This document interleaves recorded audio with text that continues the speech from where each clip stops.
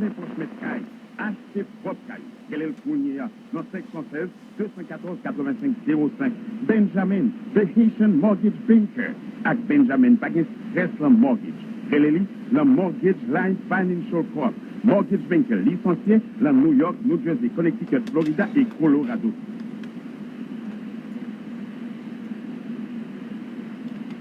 Caribbean Transport. Quotidien, vous écoutez Mélodie Matin. Entrevue, reportage, fait divers, éditorial. De bon train, vous écoutez le 103.3 FM.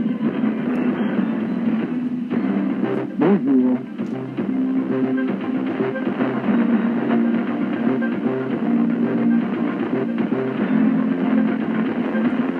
Nous sommes le jeudi 17 janvier 2008. Ce journal est en direct sur Radio Soleil d'Haïti à New York et sur Internet MélodieFM Haïti.com. Actualité, Parlement, épreuve de force pour contrôler le bureau du Sénat de la République. Le sénateur Rodolphe Boulos mais par le truchement de son avocat. Le directeur général du Conseil électoral provisoire, Jacques Bernard, confronté à de nouveaux règlements internes limitant la marge de manœuvre dont il disposait autrefois.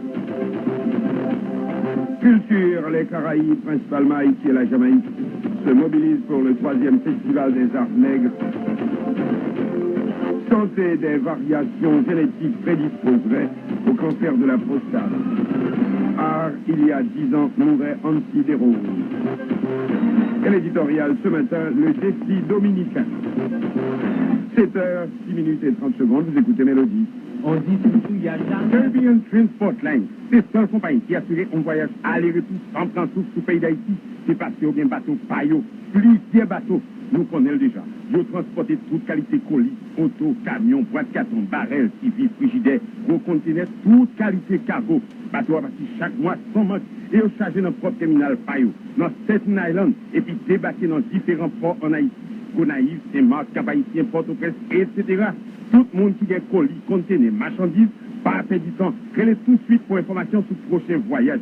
Et tout fatigué avec cargo qui va arriver, marchandises qui perdent, auto, camion qui restent sous Waboy, qui sont au pas jamais aller. Contactez Caribbean Transport Line, c'est pour l'esprit. Caribbean Transport Line, 3001 Richmond Terrace en Staten Island. Téléphone 718 420 37 65, bien 1-888 763 29 80. Boulos se dit prêt à collaborer avec la justice par le biais de son avocat à titre AHP. Il est 7h07. Le sénateur du Nord-Est, Rodolphe Boulos, s'est déclaré mercredi prêt à collaborer avec la justice sur le dossier de l'assassinat du PDG de Radio Haïti Inter, Jean-Léopold Dominique, mais par le biais de son avocat. M. Dominique a été assassiné le 3 avril 2000, mais l'enquête ouverte sur le dossier traîne depuis en longueur. Le juge en charge du dossier tente en vain d'interroger le sénateur Rodolphe Boulos. Depuis la même année, élu sénateur en l'an 2000, Boulos soutient aujourd'hui qu'il fait partie d'un corps qui a déjà écrit au juge d'instruction en charge du dossier pour lui expliquer que le sénateur est prêt à collaborer, mais dans le respect des normes établies.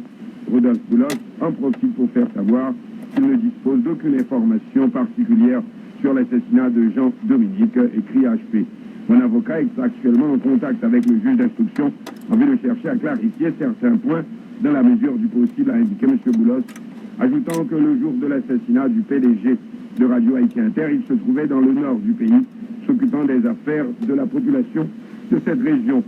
Pour sa part, le secrétaire général de SOS, journaliste Joseph Guiller Delva, également président de la commission appuyant les enquêtes relatives aux assassinats de journalistes, a déclaré que le juge instructeur n'a aucune question à poser aux avocats du sénateur Boulos, mais à ce dernier lui-même.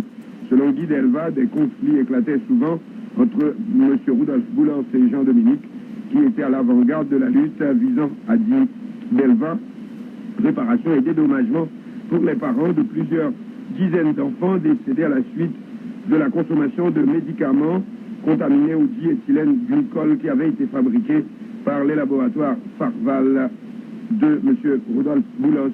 Il est tout à fait normal que le sénateur Boulos soit interrogé sur cet assassinat, estime Guy Delva rappelant que nul n'est au-dessus de la loi. Selon lui, l'immunité parlementaire ne saurait être un élément garantissant aussi l'impunité. Mélodie, 7h10. Haïti pas productif, pourtant Haïti. Cette charge finie dans la communauté grâce à la clinique Dr Jean-Claude Compas qui chita dans 255 Eastern Parkway Brooklyn entre Franklin et Classon Avenue. Zam, pas quitter pièce maladie paniquée.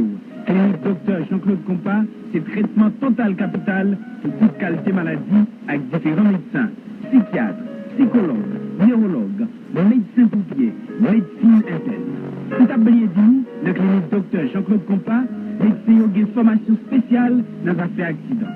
Clinique là offre d'autres services, sans coût, by bon champ papier pour l'immigration. Le directeur général du Conseil électoral provisoire, Jacques Bernard, confronté à de nouveaux règlements internes, limitant la marge de manœuvre dont il disposait sous le précédent Conseil électoral provisoire, au point de titrer le directeur général Jacques Bernard serait-il sur le point de démissionner. Moins d'un mois après son installation officielle, le directeur général du Conseil électoral provisoire CEP, Jacques Bernard, serait sur le point de démissionner, a-t-on appris de sources proches de l'intéressé, selon laquelle ce ne serait qu'une question de jours ou même d'heures. Cette décision serait motivée par quelques modifications à l'initiative des nouveaux conseillers électoraux introduites dans les règlements internes du Conseil électoral. Les règlements généraux du CEP donnent un certain pouvoir au directeur général pour diriger le CEP, le Conseil, vers l'organisation d'élections. Depuis quelques jours, les conseillers électoraux travaillent à la révision de ces règlements qui limiteront à coup sûr les pouvoirs du directeur général dont la situation est devenue plutôt inconfortable, disons, les pouvoirs dont il jouissait sous le président Conseil électoral provisoire, selon la même source qui a requis l'anonymat. Une importante réunion s'est tenue mardi au Palais national entre l'exécutif et les conseillers électoraux provisoires, en l'absence du directeur général Jacques Bernard, a-t-on appris. D'autre part, interrogé au sujet du fonctionnement de l'institution électorale, le ministre chargé des relations avec le Parlement, Joseph Jasmin, a confirmé l'existence de certains malaises entre les conseillers électoraux et le directeur général. Le problème résulte des anciens règlements internes du CEP qui accordait des marges de manœuvre élevées au directeur général, et cela au détriment des conseillers, selon le ministre Joseph Jasmin. Et du matin, 7h12. Dans 718 636 82 91. 718 636 82 91. Clinique Dr Jean-Claude Compas, traitement total capital qui chita sur donjon diagnostic, nutrition, exercice et la prière. Au bon mortgage, mais au cap pété fialou, intérêt, mais au crédit qu'attaque l'autre, d'être pour monter le ciel pado. Benjamin, bonne proposition pour vous. Benjamin, the Haitian Mortgage Banker. Les étudiants de la faculté d'agronomie exigent leur intégration au programme de recensement agricole. Eh bien, qu'est-ce qu'ils ont fait? Ils ont tout simplement bloqué hier la barrière de l'école d'agronomie, communément appelée Damien. Il a fallu appeler la police pour dégager l'entrée, mais il n'y a pas eu d'incident. Regrettable reportage de Julie Lambert. Mouvement protestation ça a un objectif fondamental, qui c'est l'intégration diplômée dans la faculté agronomie dans le programme recensement agricole, ministère agriculture qu'on a réalisé à travers le pays. Étudiants protestataires montrent toutes les nécessités qui gagnent pour intégrer le nouveau candidat dans le secteur agricole haïtien, de façon d'après ça dit, pour porter une vision de la politique agricole pays. Et nous demandons intégration pressée, sans faire du temps, dans l'agronomie, dans le secteur agricole là, pas moyen ministère, et pas ministère à tous les à génie, parce que ce n'est pas quelque chose de monde. Nous demandons intégration, sans faire du temps, et pressée, mémorant, jeune agronome, dans le recensement agricole, comme fait tout ce pays. Doyen faculté agronomie, Jacques Blaise, reconnaît revendication, étudiants qui ne sont au juste. D'après ça, les rencontres qui participent à responsable ministère agriculture, il garantit étudiants protestataires à déflation dans le programme recensement ça. Mouvement étudiant, c'est que ce mouvement sont objectifs nobles.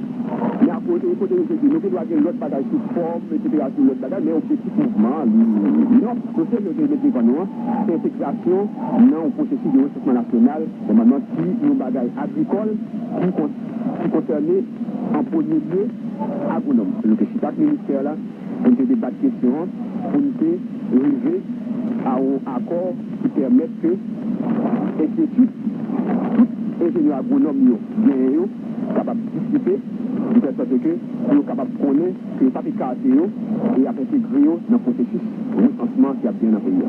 Mouvement protestation étudiant ça devant le local ministère agriculture, c'est la cause du panique souffler notre institution. L'agriculture, ce soit c'est vrai, pas de chronologie, retenant du rôle à cause étudiant qui était cadenassé pour le principal ministère. Ça qui était nécessité présence agence civile. Sur place, il était capable de remarquer que le juge de paix, cité sur là, le vec TV, agence de paix tabac, le riche Bruno, ça expliqué. Je vais aller le matin, donc nous avons effectivement mettez des cadres dans la barrière principale, donc côté ministre n'a pas rentrer. Donc, il n'a pas fait bouillir, il n'a pas descendu non, donc le ministre n'a pas décidé à parler avec eux. C'est normal, nous devons vous revendiquer. On est là pour faciliter l'entrée du ministre dans ce bureau.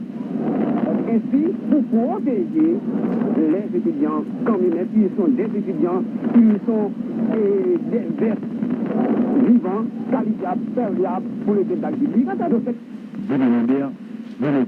Merci Julie, vous écoutez Mélodie Matin, 7h16. Et bon, mortgage, mais au cap mais au crédit attaque l'autre, jusqu'à pour monter le ciel pado. Benjamin, bonne proposition pour vous. Benjamin, the Haitian Mortgage Banker, la refinancer Caillou pour dans 203 mouvements. Il a presque tout fait pour faire au fond seul. Juste par un coup de fil. Dans 516 214 85 05. Ou besoin de refaire kitchen, bathroom. Ou faire ça à l'aise avec capital ou bien dans Kaila. Si c'est cash ou besoin, pas de problème. Relais Benjamin. 516 214 85 05.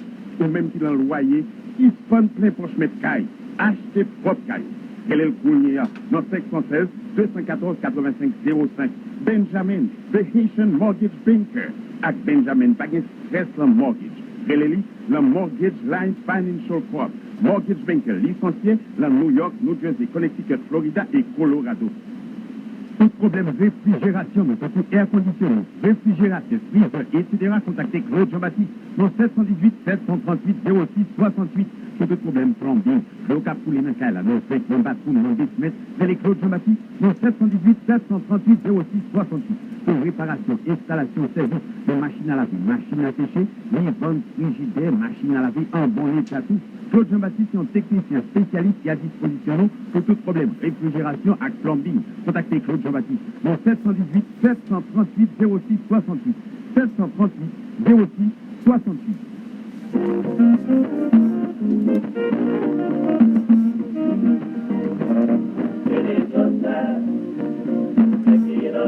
Du matin, Parlement, épreuve de force pour contrôler le bureau du Sénat de la République a fait titre les élections pour un nouveau bureau du Sénat dans l'impasse. 16 sénateurs menacent de former un bureau provisoire. L'élection d'un nouveau bureau au Sénat est toujours dans l'impasse en raison de positions divergentes au grand corps. Un groupe de 16 sénateurs sur 29 affirmant soutenir la candidature de Kelly Bastien au poste de président du grand corps appelle le président sortant Joseph Lambert à se retirer. Roger Rivaud, un des membres de ce groupe de 16, a fait savoir que c'est dans l'objectif de préserver l'harmonie au sein du grand corps qu'un consensus a été dégagé pour la mise en place d'un nouveau bureau, rappelant que c'était également un consensus qui avait permis l'accession à la présidence du Sénat de Joseph Lambert. L'Assemblée des sénateurs étant souveraine, a-t-il poursuivi, une décision appuyée par la majorité doit être adoptée par tous, même si elle ne cadre pas avec les règlements internes du Sénat. Roger Rivaud indique que lors de la mise en place de l'actuel bureau, on n'avait recouru à aucun règlement interne. Fin de citation. Le mandat du sénateur Joseph Lambert comme président de l'Assemblée nationale a expiré et les élections doivent être réalisées dans le plus bref délai pour élire un nouveau bureau de 5 membres au Sénat, estime Roger Rivaud. Dans une note de presse, le groupe des 16 annonce que, faute par le bureau de se conformer à l'amendement des articles 8 et 116 des règlements internes du Sénat et l'organisation d'élections pour la mise en place de nouveaux bureaux, l'Assemblée se trouvera dans l'obligation de mettre en place un bureau provisoire pour la tenue des élections au Sénat. Joseph Lambert, actuel président de l'Assemblée nationale, a de son côté appelé ses collègues à respecter l'article 8 des règlements internes du Sénat. Cet article stipule que le bureau du Sénat doit être renouvelé lors de l'entrée en fonction des sénateurs élus pour renouveler le tiers du Sénat. Sa décision de quitter son poste, il dit que sa décision est prise de partir, Joseph Lambert, cependant, sa décision est motivée, a-t-il dit, par sa volonté de se solidariser aussi avec les parlementaires élus pour 2 ans en 2006. Ces derniers, dont le mandat est arrivé à expiration le 14 janvier dernier, restent en fonction jusqu'au vote de la nouvelle loi électorale, à la suite d'un consensus trouvé en ce sens. Il est dans l'intérêt du Sénat que la problématique de la révision globale de ses règlements internes soit posée sans état d'âme et avec toute la sérénité que cela requiert, dit Joseph Lambert, ajoutant que ces questions seront débattues mardi à la reprise des travaux législatifs. Seul le bureau est autorisé à annoncer la reprise de ces travaux, rappelle-t-il encore. Une épreuve de force sous forme d'échange de correspondance. Le Sénat, et ainsi celle des 16 sénateurs, appelant au départ du président du bureau Joseph Lambert, nous citons 15 janvier 2008, l'Assemblée des sénateurs réunie en séance plénière aux fins d'élire un nouveau bureau, suite à la déclaration de l'actuel président qui a constaté, comme de fait, constate que le mandat du bureau qu'il dirige arrive à terme, prend acte de l'absence des membres du bureau sortant à la séance du jour, manifeste sa volonté d'élire sans délai un nouveau bureau pour le maintien de la stabilité au sein du Sénat, demande aux collègues du bureau de prendre toutes les dispositions pour organiser une séance le mercredi 16 janvier à 11h du matin portant sur 1. L'amendement des articles 8 et 116 du règlement intérieur, 2. L'organisation des élections pour la mise en place d'un nouveau bureau selon la décision souveraine de l'Assemblée. Faute par le bureau de se conformer au contenu du présent, l'Assemblée se trouvera dans l'obligation de mettre en place un bureau provisoire pour la tenue des élections. Suivait les signatures des 16 sénateurs en question. Sénateur Joisil Jean Rodolphe, sénateur Yuri Latortue, sénateur Ricard Pierre, sénateur Jean Judenel, sénateur Roudier Rivaux, sénateur Lebon Carlos, sénateur Évalière Beauplan, sénateur Heidi Bastien, sénateur Maxime Roumer, sénateur Antoine René Samson, sénateur Nénel Castille, Hippolyte Mélius, Andrés Richier, sénateur Bergrom, sénateur Rodolphe Boulos, sénateur Kelly Bastien. À cela, voici la réponse du président du bureau du Sénat, Joseph Lambert. À l'attention de tous les sénateurs de la République, le bureau du Sénat prend acte des préoccupations exprimées par les sénateurs signataires de la pétition en date du 15 janvier 2008, notamment la dénonciation des articles 8 et 116 du règlement intérieur du Sénat. Ce bureau prend note également de l'état d'esprit dans lequel cette pétition a été élaborée. Ce bureau s'empresse d'informer les sénateurs que ses membres sont solidaires les uns des autres et entendent éviter toute brèche susceptible d'ébranler la stabilité du Sénat. À cet égard, ce bureau estime qu'il est dans l'intérêt du Sénat que la problématique de la révision globale du règlement intérieur soit posée sans état d'âme avec toute la sérénité requise. Aussi, dans la perspective de la reprise des travaux législatifs, ce bureau invite-t-il tous les sénateurs à se réunir en séance le mardi 22 janvier à midi. Toutefois, ce bureau est disposé à rencontrer dans l'intervalle tout sénateur désireux de l'entretenir de questions relatives à la bonne marche de l'institution. Ce bureau saisit l'occasion pour renouveler à tous les sénateurs l'assurance de sa haute considération par au prince 16 janvier 2008 et c'est signé des 5 membres du bureau du Sénat, Joseph Lambert, président, Edmond Supplice Beauzil, vice-président, Evelyne Chiron, premier secrétaire, François Fouchard-Bergrom, deuxième secrétaire, et Jean-Joseph Pierre-Louis, questeur, bien entendu, vous avez l'intention, vous avez l'impression d'avoir déjà rencontré également le nom du sénateur Bergrom dans la première pétition que nous venons de vous lire. 7h24 maintenant, écoutons, après avoir entendu les motifs, écoutons maintenant les voix. Le sénateur Lambert, prêt à laisser la présidence du bureau du Sénat, si tel est le vœu de la majorité de ses collègues. Mais il rappelle que les règlements exigent au bureau de rester en place jusqu'à la validation des pouvoirs des sénateurs qui sortiront des prochaines sénatoriales partielles, cela en vertu de l'article 8 du règlement intérieur du Sénat, Joseph Lambert. L'Assemblée doit pouvoir se prononcer. L'Assemblée a bien pour prononcer pour le renvoi du bureau et leur, disons, même en contradiction avec l'article 8, ou bien pour le maintien du bureau. Et c'est un vote majoritaire qui doit décider si le bureau ou non doit rester, même lorsque l'article 8 précisé, tout ça le précisé en là. En violation article 8 du même règlement intérieur, point d'interrogation, personnellement, je ne veux pas élaborer là-dessus. Ce qui m'intéresse et ce qui m'importe le plus, c'est la stabilité du Grand-Corps. Alors, toutefois, le bureau est disposé à rencontrer dans l'intervalle tout sénateur désireux de l'entretenir de questions relatives à la bonne marche de l'institution, patati, patata, etc.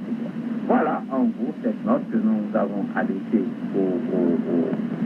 aux honorables sénateurs et à charge par eux maintenant, s'ils le souhaitent, ils sont capables de faire ça, peut-être que l'idée aussi au fait, pourvu que ils ont dégagé, ils ont un consensus majoritaire qui dit que n'a pas élection bureau envers et contre tout. On a l'impression que le sénateur Lambert n'est pas content. Réplique du sénateur Roudier Rivaux annonçant une séance destinée à voter un amendement de l'article 8 des règlements du Sénat afin d'élire un nouveau bureau et, si cela ne marche pas, d'élire un bureau provisoire. Roudier Rivaux. Le mandat du sénateur Joseph Lambert comme président de l'Assemblée nationale a expiré. Et par conséquent, l'Assemblée des collègues qui se sont réunis hier a pris la décision suivante. Il va y avoir d'abord une séance où on aura à amender des articles au niveau du règlement intérieur, c'est-à-dire articles 8 et 116. Et deuxièmement, on va procéder à l'élection de nouveaux bureaux avec le sénateur Bastien à sa tête. Puisqu'un consensus a été dégagé autour de la personne du premier sénateur du Nord, le sénateur Thierry Bastien. Je dois rappeler à mes amis journalistes qui sont là, aux téléspectateurs et aux auditeurs, que c'est un consensus qui avait permis l'accession à la présidence du Sénat de l'honorable sénateur Joseph Lambert. Aujourd'hui, c'est toujours dans cette optique de préserver l'harmonie au niveau du Grand-Corps, de ménager la sérénité et le climat nécessaire et indispensable au bon fonctionnement du Sénat de la République. C'est dans cet esprit qui nous rassemble, qui nous unit et qui nous inspire. C'est dans ce même esprit que s'est dégagé un nouveau consensus pour la mise en place d'un nouveau bureau. Nous parlons de consensus à nous faire de règlement interne Sénat. Je vous rappelle que lorsque le moment était venu de mettre en place le bureau sortant, l'actuel bureau sortant, on n'avait jamais recouru à un quelconque règlement intérieur. On avait compris qu'il fallait mieux trouver un consensus. Et c'est ce qui a permis au sénateur Lambert d'être le président de l'Assemblée nationale. Sénateur Roudier Rivaux, épreuve de force pour contrôler le bureau du Sénat de la République. Vous écoutez Mélodie Matin, il est 7h28. Une nouvelle pour tout le monde. Tout le monde, ou grand monde.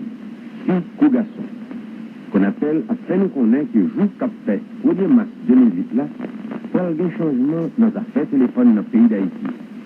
Tout téléphone dans le pays a gagné 8 chiffres au lieu de 7 chiffres qu'il gagne pour hier. Comment ça va le passer? Facile. Depuis le 1er mars arrivé, si on a pris un téléphone cellulaire, on a juste mis chiffre 3 devant le numéro de téléphone. Si c'est un téléphone fixe, on a pris sans fil ou bien avec fil, on a juste mis chiffre 2 devant le numéro de téléphone. Non, c'est facile. On a conservé le même numéro de téléphone, on a juste mis chiffre 3 devant tout cellulaire et chiffre 2 devant téléphone fixe avec ou sans fil. Qu'on appelle peine qu'on est, que changement ça a permettre aux opérateurs d'améliorer le service là. C'était un message Conseil national des télécommunications qu'on appelle. 7h29, santé des variations génétiques prédisposerait au cancer de la prostate. Dans un instant. Est-ce que tu fais une balle télé? Qu'on y a la balle dans mais bon non mais un petit peu de chipine, deux fois bateau pâle, pour voter machine, camion, bulldozer, raquette, conteneur, double, etc. Et puis, votre bateau à l'âge, c'est pour votre la baleine. Bateau à charger là, dans l'Atlantique, là, dans le route terminal, sur les bateaux de ville Saint-Marc, sur les Thomas Chavannes, sur les MC Fred Stupide, le téléphone 718 276 1190. Et puis, pour Atlantique, c'est 718 243 22 22. Dans Bouquine, le Constant, 648 210 66 68. Le pour qu'on file les prochains mois à hier. Un petit peu civil, alors, nous devons dire Thomas Chavannes propre. Nous maltendons, Thomas Chavannes, c'est marqué la patte point. Non, non, mais c'est bon, on a l'officiel. Depuis Washington, les chercheurs américains et suédois ont découvert plusieurs variations génétiques augmentant nettement les prédispositions héréditaires au cancer de la prostate, selon des travaux publiés mercredi aux États-Unis. Ces médecins ont identifié 16 variations génétiques dans 5 régions différentes des chromosomes 8 et 17 qui étaient les plus fréquentes chez les hommes atteints d'un cancer de la prostate comparativement à ceux ne souffrant pas de cette tumeur. Ces chercheurs ont analysé les échantillons de sang de 2893 patients ayant un cancer de la prostate et d'un groupe témoin de 1781 hommes sains en Suède. Ils ont déterminé que ces variations génétiques pourraient être responsables de près de la moitié des cas de ce cancer dans le groupe étudié. Ces médecins ont aussi déterminé que plus le nombre de ces variations est grand, plus le risque augmente. Les hommes avec 4 ou 5 de ces marqueurs génétiques dans le groupe étudié avaient près de 4,5 fois plus de risque de développer leur cancer de la prostate. Mais si les sujets, en plus de ces variations génétiques, ont eu un nombre significatif de leurs membres de la famille, père, oncle, grands-parents, touchés par le cancer de la prostate, le risque d'en être atteint serait alors multiplié par 9,5 comparativement à ceux n'ayant pas de tels antécédents familiaux, selon les auteurs de cette recherche parue dans le New England Journal of Medicine en date du 17 janvier 2008. Les auteurs de cette recherche soulignent aussi que les variations génétiques identifiées ne permettaient pas de prévoir le taux de progression de la tumeur. Un test génétique utilisant ces variations pour évaluer les risques de cancer de la prostate est en cours de développement et devrait être rapidement disponible, précise Dr. William Isaacs de la faculté de médecine de l'université Johns Hopkins, Maryland, un des co-auteurs de ces travaux. Bien que les résultats de cette recherche doivent encore être affinés et validés, ils représentent un pas dans la bonne direction pour révéler les causes génétiques de ce cancer que nous recherchons depuis 15 ans, ajoute le chercheur. Les homosexuels vulnérables aux infections par le staphylocoque doré. Les hommes homosexuels actifs sexuellement sont particulièrement vulnérables à des infections provoquées par une variété de staphylocoque doré résistant aux antibiotiques SARM, S-A-R-M, selon une étude publiée dans la dernière édition des Annals of Internal Medicine. Le SARM, staphylocoque doré résistant à la méticilline, est de plus en plus fréquent en milieu hospitalier depuis ces dernières années, provoquant notamment de sérieuses éruptions cutanées et d'autres infections graves.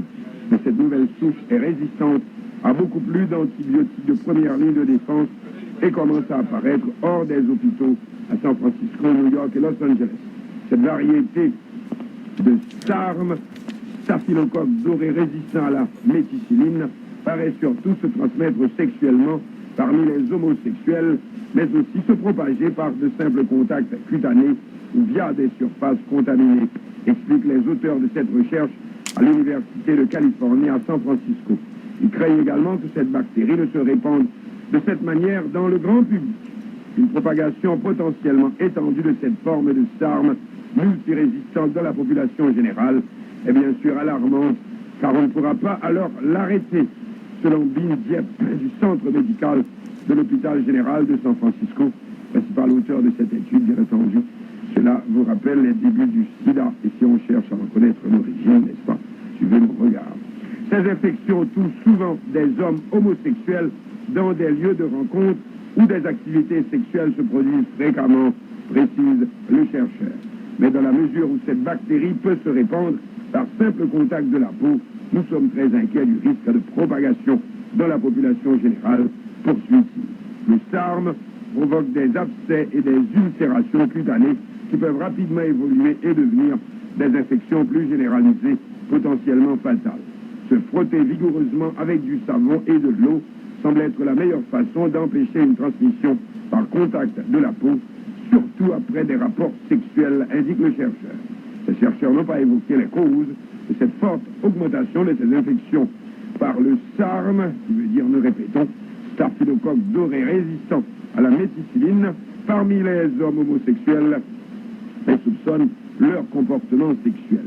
Cette étude est basée sur une analyse des dossiers médicaux de patients non hospitalisés à San Francisco et à Boston, Massachusetts. Ces travaux étaient surtout financés par les centres fédéraux de contrôle et de prévention des maladies CDC et une donation du groupe pharmaceutique américain Pfizer.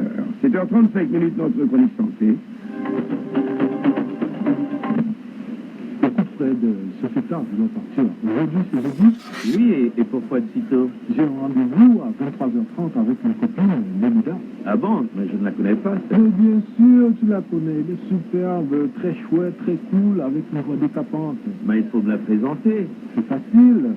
Rendez-vous au boulevard des Tubes tous les jeudis soirs à partir de 23h30 sur Radio Soleil. Allons-y. Un chic rendez-vous sur Radio Soleil. Soleil réveil. Soleil réveil, 8h, 9h30, tous les samedis matins. Soleil réveil, pain, café, chocolat, sirop, menus variés avec savoir-vivre, culture, éducation, loisirs, foyer, cuisine et beaucoup plus. Tout ça ponctué de chansons créoles. Bon réveil au soleil, tous les samedis, 8h, avec Nelida. Ou kon sa mou marqué du Brissot, di ba jom bliye, marqué pour la vol mou el se di, ba jom fè musique ou même jak tout moun. Pri ou fèt pour différence, baga sa séquence le calbastet et di Brissot, bien font que ça fait que nous passons pour le côté tout qui dit activité la cage. Venez di Brissot à Blaye dans Boucline, chaque mercredi nous connaissons de la Costron. Pour le côté pour qui dit activité, ça fait sortir yo, et puis le pas cher. Nous voici dit pour $25, nous divisé pour $30. Tout va venir et bien côté pour la cage. Relais et di Brissot, 203 650 49 65 203 650 49 65 et dit Brissot, next cerveau, ça va j'oublie. La vente illégale de médicaments se poursuit selon une dépêche de HPN signée Charles Péleg. Le ministère de la Santé publique et de la Population a récemment pris des mesures pour empêcher les particuliers de vendre des produits, des médicaments librement dans les rues de la capitale et des grandes villes du pays. Cependant, pour contourner cette mesure, les détaillants proposent de préférence leurs produits dans des autobus, dans le transport en commun.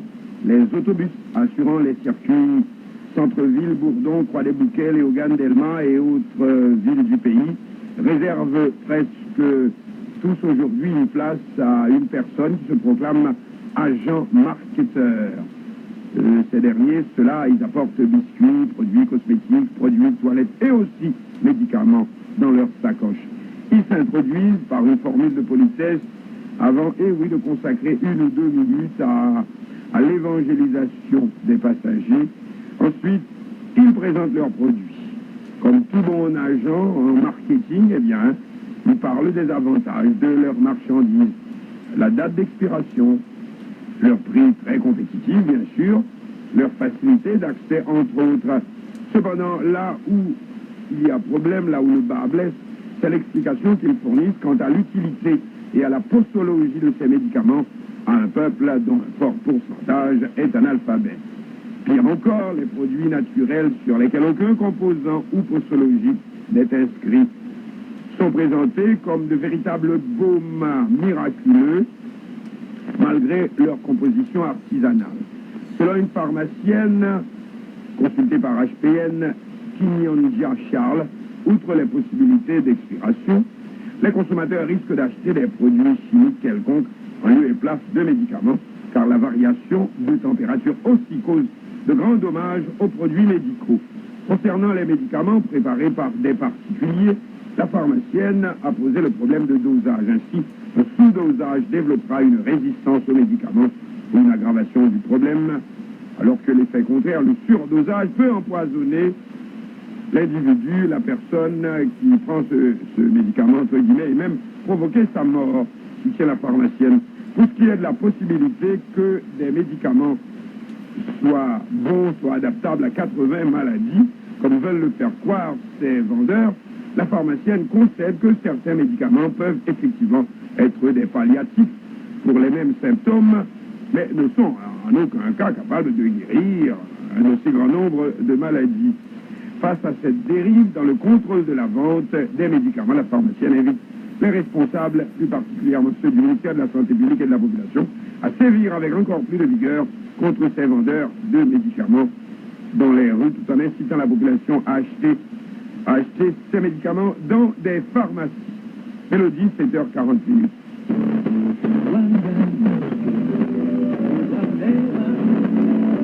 Cette sagem fini dans la communauté grâce à la clinique Dr Jean-Claude Compas qui chita dans 255 Eastern Parkway Brooklyn entre Franklin et Classon Avenue.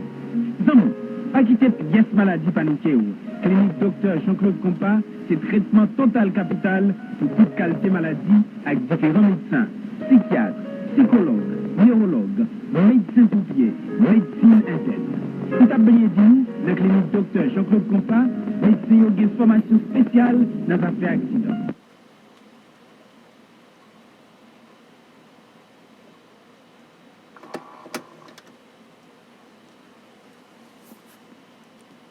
A dirigé la séance et la décision a été prise à l'unanimité. Voilà ce qui est hallucinant, stupéfiant avec le collègue Lambert. Je demanderais qu'il soit beaucoup plus constant, beaucoup plus stable dans ses positions. Il aurait dû avoir l'élégance et l'honnêteté de dire qu'il a présidé une séance hier soir au cours de laquelle les sénateurs à l'unanimité ont décidé d'amender les articles 8, 12 et 116. Et que ce matin, la séance va continuer, va se poursuivre, où on va aborder le deuxième point à l'ordre du jour, puisque c'est une séance qui a été suspendue. Ce matin à 11h, le président Lambert nous a donné rendez-vous pour l'élection de nouveaux bureaux. Voilà ce que commanderait l'élégance, le respect de la parole donnée. Et voilà pourquoi un président, un homme qui a été président pendant 2 ans de l'Assemblée nationale, il doit commencer par se respecter et avoir beaucoup plus de respect pour les collègues qui lui ont donné sa confiance pendant 2 ans. Vous avez dit qu'il vous a donné rendez-vous ce matin pour organiser les élections. Et quand elles sont là, les secrétaires sténographes ont pris note et il faut tout simplement les consulter, vérifier les mails. Donc c'est là le drame avec le collègue Lambert. Il change de position à toutes les 15 secondes, ce n'est plus le même homme. Moi je me demande ce qu'il nous réserve dans les 15 prochaines minutes. Puisque hier soir, il a présidé une séance au cours de laquelle le premier point a été épuisé. Il s'agissait d'amender les articles que j'ai précisés, mais là, il vise 12 et 116. Là, c'est une histoire qu'on a évacuée, à faire régler. Maintenant, la séance a été suspendue. Et elle va continuer ce matin. Le président Lambert nous a donné rendez-vous pour 11 heures. Dans l'actualité, il y a un sénateur, premier sénateur de l'Ouest, Jean-Hector Anacasi. Lui-même nous prend licencié par rapport à la décision groupe seul sénateur qui voulait changer actuel bureau. Il déplorait, malgré entente qui est jointe sur le dossier sénateur de l'année avec sous question sénateur, et il est capable d'afficher un comportement constat déclaration Jean-Hector Anacasi. Attendez. Expliquer aux populations qu'à comprendre. Si que le règlement matériel a pas amendé, est-ce qu'il a fonctionné? Et article 8 là, nous constatons que c'est pourtant le Sénat et le Sénat venu, monsieur a validé, nécessairement, tout de suite de validé, pour faire élection de nouveaux bureaux. Article 12 là, donc, qui cherche pour l'élection de nouveaux bureaux à fait, c'est-à-dire que plusieurs candidats, deux candidats, ça aussi gagne deux qui sont égales, et les deux ça va retourner et obtenir l'élection. Et c'est la majorité. Si on ne pas fait majorité absolue dans le premier tour là, c'est majorité relative qui va faire le tour de représenter dans le deuxième tour là. Majorité relative là, c'est les mêmes cap premier. C'est la mesure que ça égal encore, c'est qui ça va le passer, c'est le monde qui a plus l'âge là. Il dit, si un Sénat va le repousser, eh bien, le président lui-même qui souhaitait, et que bon bureau, le bureau ça a arrêté pour l'enlever, pour jusqu'à ce que 4 mois, et puis l'autre Sénat, configuration pas le candidat Sénat, il va le faire tout pour l'autre bureau 1, parce que la loi réglementaire a dit, et deuxièmement, parti politique l'autre, c'est ça que peut-être qui va le permettre tout pour le changement du gouvernement. Eh bien, c'est pas ça qui fait, parti politique l'autre est d'accord. je dis, il faut parler à tout le monde, pour faire ses retraits pour question. Si tu es bon mise en cause de questions, de problèmes avec M. Lambert doit étudier. Et il a prêté, il a passé sous le principe de départ là, qui fait que nous qui avons plus l'argent, ça va assumer le bureau et jusqu'à une nouvelle élection du tiers Sénat pour mettre un bureau définitif. Bon, peut-être que c'est ça capable président Kelly qui toujours va, moi-même pas compris dans l'approche pour président Kelly, même si président Kelly, on ne peut pas capable d'entrer dans le bagage là pour président 4 mois. Bon, c'est pour ça qu'on va aller au beau, on va aller au beau, dans la nuit qui fait, il y a quand ça menti et réglementaire qui est contraire à principe là, et on pas expliquer si consensus là, consensus là, comment c'est tombé. Et deuxièmement, c'est-à-dire qu'on va le faire bureau. Moi-même, ma petite population, moi, je ne travaille pas. Alors, c'est à Tanaka qui malgré tout en sorte pour relever l'action que ces sénateurs posés hier soir, mais quand même, il y a majoritaire. Il y a majoritaire, ça veut dire qu'on crise dans le parti politique. Si tout le parti politique est chita avec le président de la République, il a décidé, il y a un représentant du gouvernement président dit, il a dit que pas gagner le bureau à continuer pour l'assurer. Même si le bureau va continuer, c'est comme si le bureau provisoire avec si on a un problème avec le président Lambert et malversation, notamment des bureaux aussi pour ce monsieur, et tout, il est capable de mettre principe de question de monde qui a plus l'argent, qui a occupé le bureau provisoirement pour l'élection d'affaires à des États. Et ça, c'est capable de faire. Et ça veut dire parti politique de parti l'autre, c'est-à-dire que M. Tayo en rébellion avec parti politique. Le parti politique et les partis politiques, eux-mêmes, c'est eux-mêmes. Et c'est vrai, ministre de l'État, la vie parlementaire, en le Parlement, c'est pas toujours, position parlementaire n'est pas toujours conforme à la position partisane. M. Jasmin te dit ça, le ministre Jasmin te dit, mais voilà la situation, c'est-à-dire qu'on crise au niveau des partis politiques, on rébellion dans tous les partis politiques par rapport à ça qu'a passé. Bon, moi-même, moi, on va aller faire ça comme gâteau. Son gâteau, parlementaire non gâteau, bureau, ça s'est séparé. Ou a dit, il attendu que c'est la technique président. Et en 2009, c'est le sénateur Rivo comme président. Moi-même, bon, il est parlementaire, il fait pareil, il majoritaire, moi-même, son voix, moi-même, dit peuple là, malade, madame Ascarada. Alors, sans penser qu'il est arrivé, est-ce que l'autre sénateur, il a accepté de faire accompli? Eh bien, moi, je vais tomber dans le cri. Écrit ça, je ne pas loin, parce que moi-même, toujours, fait ça, l'anticipation politique. Vous toujours anticiper. C'est-à-dire, allouer bagage là devant. Parce que tout ce qu'on est fait politique, on ne peut pas prévoir. Eh bien, mon cher, on va besoin de faire politique. Bien, voilà, c'était sénateur Jean-Hector Anakassis, toujours dans Radio Journal Créole sur Radio Soleil d'Haïti. Après, on pose un message et Radio Journal Créole a continué dans quelques instants. Restez branchés. Il y a 420 kg stupéfiants. Le 31 mai 2007, retourné le dossier prisonnier Sayo dans le paquet pour procédure qui a instruit à faire mettre Evans Eltima confirmé pour solidarité que ordonnance de clôture cabinet d'instruction avec dossier monsieur déjà transféré effectivement dans le paquet même juridiction. Certainement, nous avons travaillé sur le dossier. Nous avons rendu notre ordonnance clôturant l'information. Maintenant, le dossier ainsi que l'ordonnance sont transmis au commissaire du gouvernement pour le suivi de la procédure. Nous avons changé de la police nationale dans l'arrondissement Léogan, zone Capoutifort, qui te posé la mise sur individu qui était en possession 420 kg stupéfiants, 14 armes à feu. Parmi les arrêtés, il y a au moins 5 agents police nationale avec 2 étrangers. Wagner Noël. Wagner Noël, depuis Tigouave, dans l'occasion primaire New Hampshire, qui se passe là, favorite journaliste haïtien, qui eux-mêmes ont participé dans l'activité, ça, pour nous regarder. Ambassade méritien, en Haïti, Janet Ann Sanderson, qui prend décision ça, dans l'idée pour permettre aux journalistes de gagner plus de connaissances sur les affaires organisation élection, de couvrir élection aux États-Unis pour expérience, côté expérience ça, et bien, il est capable d'utiliser dans aider les journalistes eux-mêmes couvrir élection en Haïti, et ça capable de faire démocratie à marcher, puis Janet Ann Sanderson, qui parle comme ça. Et dès qu'il s'agit de choisir nos candidats à la présidence, chaque État et chaque personne à l'âge de voter joue un rôle important, un rôle clé dans ce processus. Comme vous aviez probablement lu dans les articles de nos journalistes en provenance du site enneigé de New Hampshire, les conférences ont suscité non seulement un grand intérêt, médiatique, mais a également obtenu le taux le plus élevé de participation électorale dans l'histoire de cet État. C'est important. C'est véritable de la démocratie en action. Et les médias à travers le monde ont joué leur partition à travers la diffusion d'informations transparentes, précises et opportunes au public. Vous vous demandez sûrement quelles sont les raisons que nous avons envoyé cette équipe à New Hampshire et si on résultera de cette réponse aujourd'hui. C'est très simple.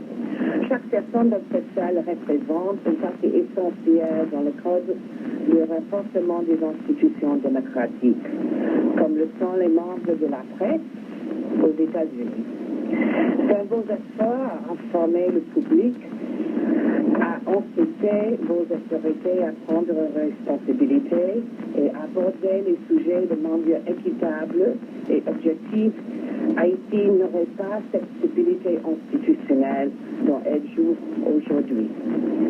Les élections libres ne représentent pas l'unique composant d'un gouvernement démocratique, mais chaque élection pacifique et réussie constitue un pas en avant vers le chemin d'une démocratie stable et un meilleur futur.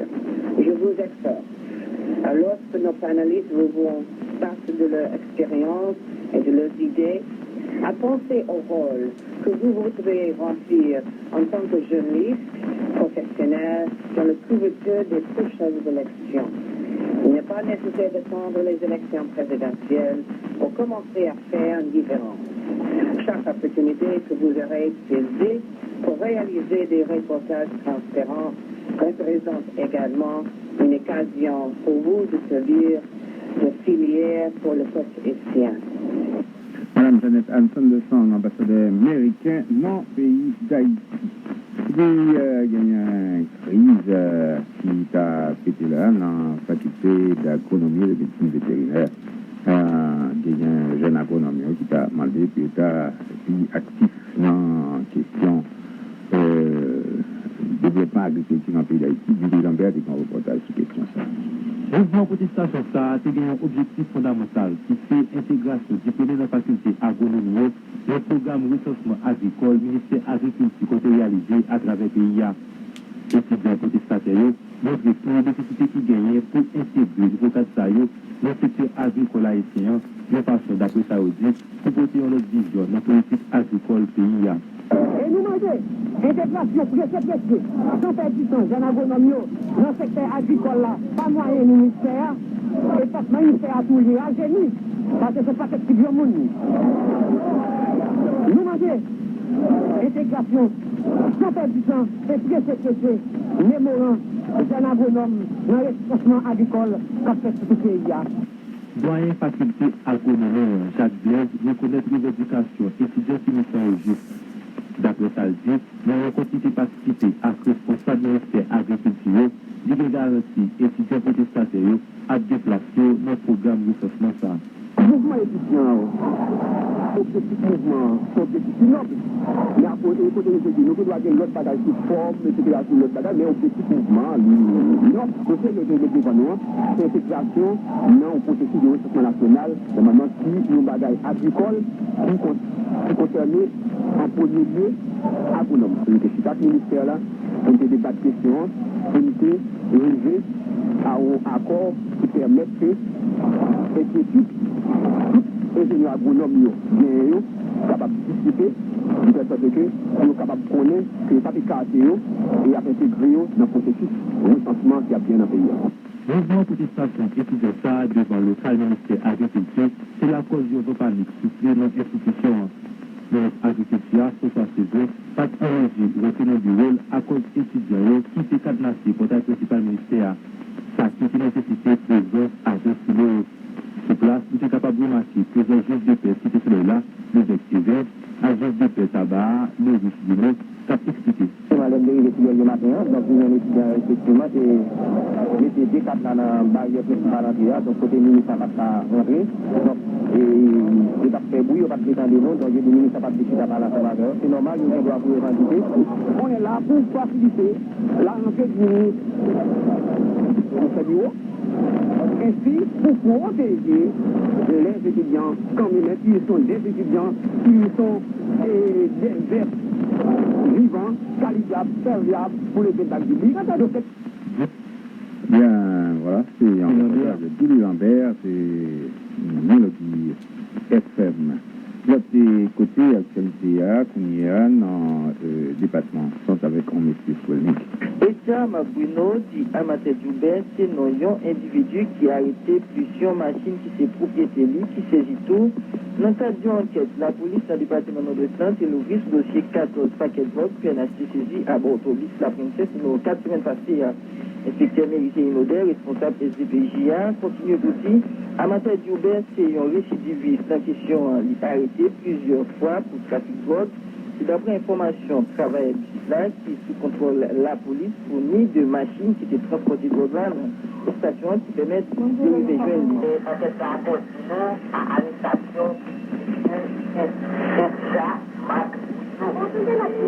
Je connais plus particulièrement sous nom Amateur Djoubert. Et nous devons remonter à véhicule qui était une côté qui doit être à la station. Et nous saisissons véhicule là et nous procédons à une station de Djoubert qui a répondu à question FDPJ et va très prochainement déterrer par devant juge naturel. Nous avons fait connaître Amateur Djoubert après le dossier de drogue qui a diverses autres accusations qui faut y compter un coup présumé assassin. Dans le dossier de la mort 3B sous gilet la tortue dans le début mois de janvier 2008 là. Monsieur Swelnik Fort de Paix, Radio Mélodie FM. Bien, voilà, c'est Monsieur Swelnik Nappé continue avec l'actualité et toujours dans le pays d'Haïti. Côté ministre des Affaires sociales là, Gérald Germain, qui est installé jeudi à une nouvelle commission cap gagnant pour aider handicapés dans le pays d'Haïti. D'après le ministre Gérald Germain, l'installation ça a tombé d'accord avec la politique gouvernement pour aider les gens qui gagnent besoins spéciaux dans le pays d'Haïti. Déclaration ministre Gérald Germain, après. Président de la République là, sur lequel on se prépare, l'effet de cause d'intégration handicapée, un point extrêmement important pour lui dans la politique et dans la politique ancienne pour mener le pays pendant les 3 prochaines années. C'est le Conseil des ministres qui réaffirme tout ça. Pour le ministre, par instruction à tout gouvernement, pour que la politique sectorielle qui est, que ce soit dans le niveau de la santé, que ce soit dans le niveau de l'éducation, que ce soit dans le niveau de l'économie, dans tout secteur, pour que la pensée politique soit pensée en fonction des catégories citoyennes et citoyennes qui ont présenté, dans le docteur Pérensotil, 800 000 monde, et bien qui ont un problème de handicap, pour que le même tout, l'État ici, ça reconnaît droit et bien à la citoyenneté. Donc maintenant, ça, qu'on a un outil extrêmement important. Une commission qui sont une instance technique et administrative qui est autonome, mais qui est rattachée à la ministère des Affaires sociales et du Travail, qui tient pour le travail en complète synergie avec le bureau secrétaire d'État et le docteur Péan a publié. Et comme le docteur Péan se dit, ils sont anciens membres Konara, ils sont anciens membres Konara tout. Donc, nous croyons que c'est Dieu la fête. Mais au même moment, ils ont oublié les gens qui sont Konara, ils ont représenté différents secteurs. Ils ont représenté un secteur patronal, ils ont représenté un secteur santé, ils ont représenté un secteur éducation, ils ont représenté un secteur syndical, et puis ils ont rattaché à le ministère des Affaires sociales. Donc, c'est le docteur Péan qui là, on m'apprend ce qui va passer dans le Konara, mais c'est à travers le docteur Péan. Et c'est lui-même qui a assuré, assurer que les moyens pour faire face à la responsabilité que l'État confie assurer que je faut une bonne contribution dans définir documents de politique d'intégration et surtout les documents en œuvre pour permettre de participer dans la mise en œuvre et politique. Donc je dis à nous très très contents pour nous faire une autre pas encore dans mes structures pour que parole c'est pas parole blablabla, c'est pas parole en bouche, mais qu'on parle réel, non seulement pour volonté politique pour mettre au secrétaire d'État, mais pour parler instance technique administrative avec moyens financiers qui permettent de répondre à mandat ça. Donc, moi, j'ai l'honneur de dire pour m'installer officiellement commission ça, que le président de la République là, avec le ministre, avec moi-même, et puis nous nommons, qui permettent que je puisse courir et puis au secrétaire d'État, non, c'est créer toutes bonnes conditions qui permettent 800 000 personnes qui ont un handicap et que n'importe où là, dans n'importe quel moment, capacité de handicap, et que l'État nous déjà des instances qui ont pensé pour nous, pour que l'État, dans toutes conditions, pour ça, lui doit nous gagner à la citoyenneté. Voilà, c'est M. Gérald Germain, qui est à l'autre côté, président de la commission ça, c'est Gérald Auriol Junior, qui salue les décisions de l'autorité PIA et prend côté décider by handicapé Val, d'après Auriol Junior, et un peu de travail qui a été fait avec ça dans le domaine. D'après lui-même, si on commence et Gérald Auriol Junior, on a fait des déclarations. Encore une fois, les autorités publiques et plusieurs secteurs de la société civile s'engagent dans la lutte pour une société inclusive. Tout en reconnaissant que le chemin à parcourir est long et que nous sommes très loin d'une intégration massive, nous sommes heureux de pouvoir dire que finalement nous avons le pas vers l'égalité des droits, l'égalité des chances de tous les Haïtiens. Nous sommes convaincus que la dignité humaine ne peut être mise en question à cause d'une déficience mentale ou physique. Permettez-moi de saluer les différents acteurs représentés au sein du nouveau Conseil national pour la réhabilitation des personnes handicapées. Les syndicats, les patronats, les associations œuvrant pour le bien-être des personnes handicapées, le ministère de l'Éducation, le ministère de la Santé publique. Nous vous remercions pour la confiance que vous avez placée en nous et comptons sur votre collaboration et votre appui dans le cadre de nos démarches pour entreprendre des actions capables d'améliorer le sort de nos 800 000 frères et sœurs à la recherche de l'égalité.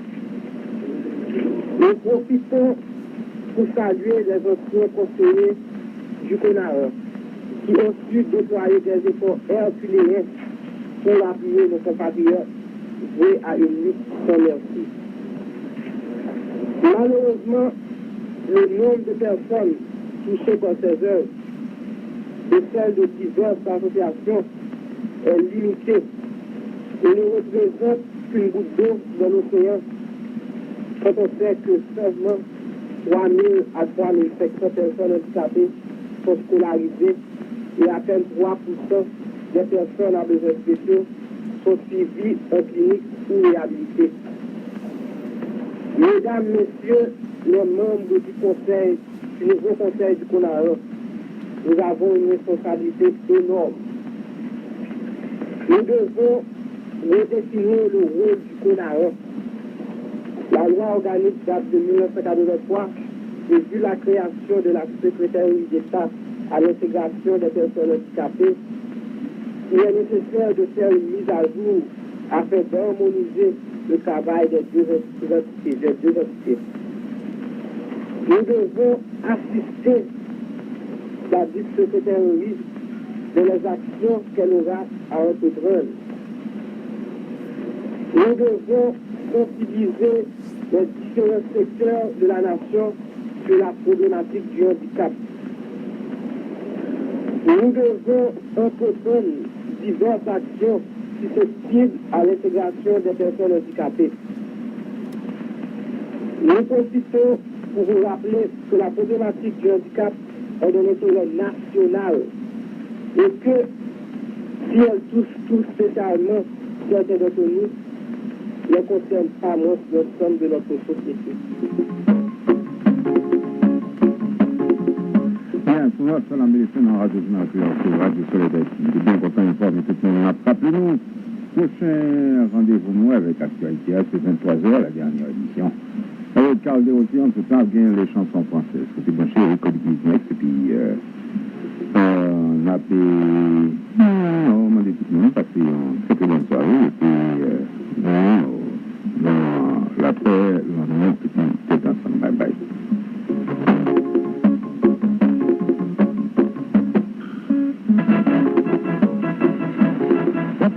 C'est Radio Soleil d'Haïti. Je travaille sur 87.9 FM stéréo et c'est Brooklyn dans la Côte Nord.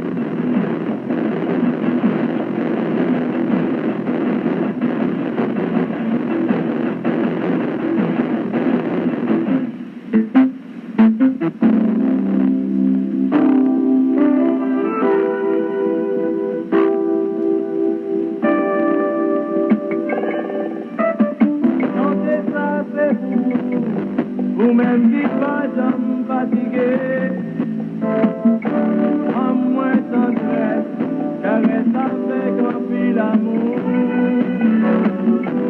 Vous-même qui souffre, côté les moins besoin.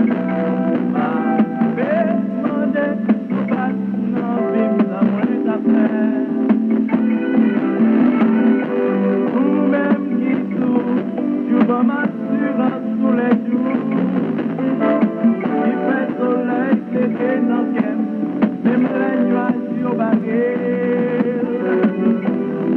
Même qui dit, moi je ne pas avec Il n'est pas seulement commercial, comme on le voit avec la grogne de la marchande, camionneurs et restaurateurs privés d'œufs et de poulet à cause de l'interdiction d'importation de ces produits pour contrer l'épidémie de la grippe aviaire apparue du côté dominicain de la frontière. Le défi n'est pas seulement économique, vu le nombre de nos compatriotes réduits momentanément au chômage forcé dans un pays où près de 80% de la main-d'œuvre est inemployée. Oui, parce que notre pays dépense des centaines de millions de dollars américains à importer des produits alimentaires ou agro-industriels que nous pouvons facilement produire nous-mêmes. Choisissons donc volontairement de sacrifier la production nationale pour vivre des recettes collectées sur les importations du pays voisin. Donc, ce que la crise actuelle autour des mesures d'interdiction pour cause de grippe aviaire nous fait toucher du doigt, c'est un rôle encore plus important que la République voisine joue aux yeux de notre petit peuple. Disons-le sans embâche, un rôle de progrès. Et plus que progrès, nous dirions avancement, évolution. Les petites gens semblent carrément admiratives. Et nous avons vu pourquoi. La République dominicaine, du moins à notre yeux, ce ne sont pas seulement les batailles où des milliers de coupeurs de canne haïtiens sont réduits à une existence quasiment d'esclaves. Ce sont aussi tous les articles de qualité moyenne que nous recevons par la frontière et qui alimentent la consommation de masse et de grandes masses en Haïti. Dans un pays où cette grande masse a depuis toujours été réduite à une existence plus que précaire, la paille au cul, sans aucune évolution quelle qu'elle soit, depuis les temps immémoriaux de la colonisation, et où cela n'a jamais semblé trop déranger les élites locales, autant dire que mine de rien, à notre barbe, cela a produit un plus grand effet sur notre population que nous pouvions deviner. Comme nous disions la semaine dernière après un reportage à la frontière de Malpasse, les meilleurs avocats des producteurs et exportateurs dominicains ce ne sont ni eux-mêmes ni les gros importateurs haïtiens. Non, ce sont les masses haïtiennes qui vivent de ces articles reçus par la frontière. Elles ne paient meilleur marché que ceux qui se produisent chez nous ou qui nous arrivent d'autres coins du monde. Pendant que nos élites peuvent se délecter des produits américains ou même français, aujourd'hui, les masses ne vont plus toutes nues comme avant et ont appris à se servir de savon de toilette et de papier hygiénique. Ce sont là des vérités et bonnes à savoir, si ce n'est à dire. Et l'on s'explique un peu mieux pourquoi les Dominicains les renvoient chez eux par centaines chaque semaine, puis les nécessités veulent traverser à nouveau la frontière.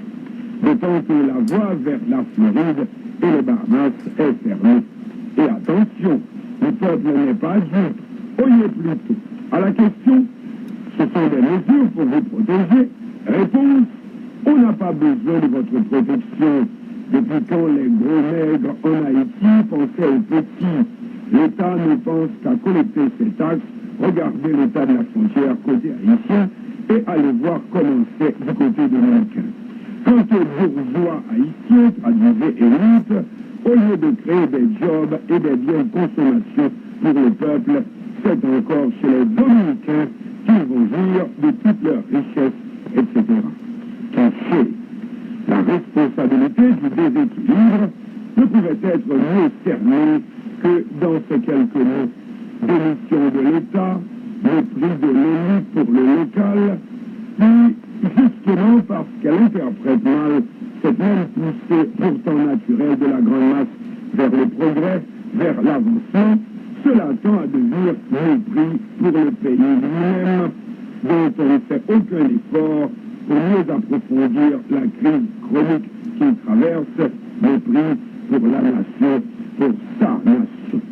On croit donc trouver un refuge dans la stabilité de la République voisine, certains avec le temps finiront peut-être par partager les mêmes préjugés des secteurs ultra-dominicains envers notre pays. Mais espérons qu'on n'en est pas encore là.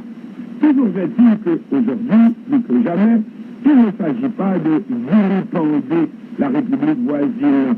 Aujourd'hui, il faut essayer de mieux comprendre pour savoir comment faire. Comment faire, nous ne saurions vous dire, mais comprendre le plus profondément que possible le comportement de notre peuple, rien n'est plus important pour toute action à entreprendre un jour, aujourd'hui ou demain. Reconnaître aussi nos torts, oui, pendant que nous restions à ruminer soit de vieilles rancœurs, soit de vains souvenirs, à la conquête de l'Est, par Toussaint, des saluts, Boyer ou autres, la République voisine a remporté sur nous la bataille la plus difficile qui soit, ce que les Américains appellent Hearts and Minds, la conquête des cœurs et des esprits. En effet, ils ont conquis non seulement les capitaux de nos élites, mais également l'admiration de nos masses, qui vont et c'est de bonne guerre. Or, il y a 30 ans seulement, après l'achèvement de l'usine électrique de Péligre, c'est nous qui vendions de l'électricité à nos voisins.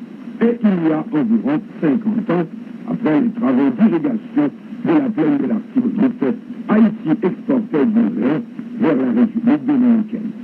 Alors, bien sûr, notre pays comptait un peu plus de 4 millions d'âmes. Aujourd'hui, notre population a plus que doublé. Et aussi bien le barrage que l'usine électrique et le riz de l'Artibonite ne sont qu'un lointain souvenir, ou presque. Mais la population dominicaine a doublé également.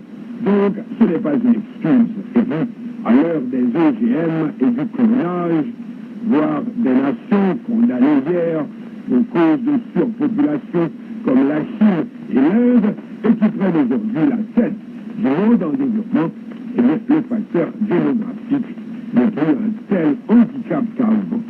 Non, l'essentiel, ce n'est pas ce que notre pays a perdu, ou ce que nos voisins ont gagné sur nous. L'essentiel, c'est bien ce que nous ont martelé les marchands en colère rencontrés à la frontière de Malpasse. La démission de l'État haïtien, précisons tous ceux qui l'ont incarné pendant ces quelques 30 dernières années, tous les décideurs, ainsi que ceux qui les ont influencés, national et international, et le mépris de nos élites pour leur pays, alors qu'une fois la frontière passée, ils n'ont plus rien, ni les uns, ni les autres. Au moins, le brassereau, lui, il a rien.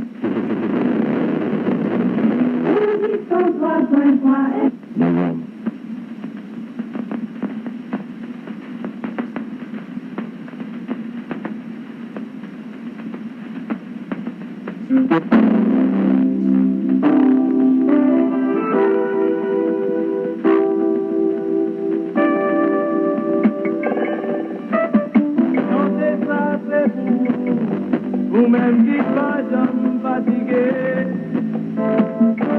À moins sans pas du temps à passer la chronique de l'hiver. L'hiver qui a plongé aujourd'hui monsieur de la conférence nationale